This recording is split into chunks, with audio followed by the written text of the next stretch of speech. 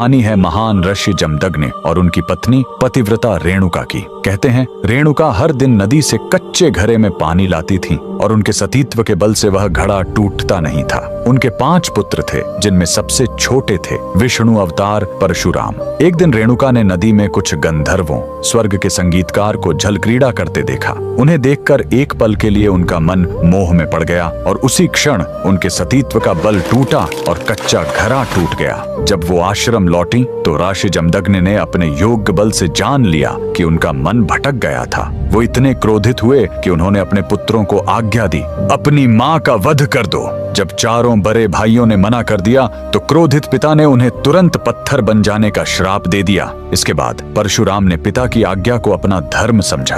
उन्होंने भारी मन से अपनी कुल्हाड़ी उठाई और अपनी ही माँ का सिर धड़ से अलग कर दिया। उनकी आज्ञाकारिता से प्रसन्न होकर जमदग्नि ने वरदान मांगने को कहा। परशुराम ने तुरंत अपनी माँ को फिर से जीवित करने और साथ ही पत्थर बन चुके अपने चारों भाइयों को भी मुक्त करने का वर मांग लिया। सब फिर से जीवित हो गए, मानो कुछ हुआ ही ना हो। लेकिन कहानी यहीं खत्म नहीं हुई। मातृ हत्या का पाप उस कुल्हाड़ी पर एक दाग की तरह चिपक गया और वो उनके हाथ से अलग ही नहीं हो रही थी। उस पाप से मुक्ति पाने के लिए वह दर दर भटकते रहे, लेकिन कोई भी तीर्थ उस कुल्हाड़ी को छुड़ा नहीं सका। अंत में वह पहुंचे पूर्वी हिमालय की लोहित नदी के किनारे और जैसे ही उन्होंने इस कुंड के जल को छुआ, चमत्कार हुआ। कुल्हाड़ी अपने आप उनके हाथ से छूट गई। यही पवित्र स्थान आज अरुणाचल